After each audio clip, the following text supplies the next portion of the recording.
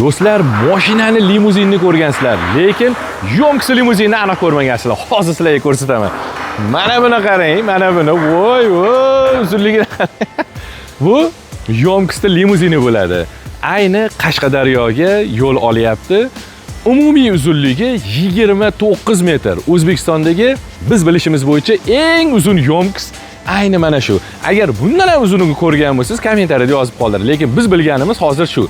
Bu Qarshiga yirik asfalt zavodi uchun yuborilyapti. Asfaltni o'zini maxsus parashoklarini saqlash uchun.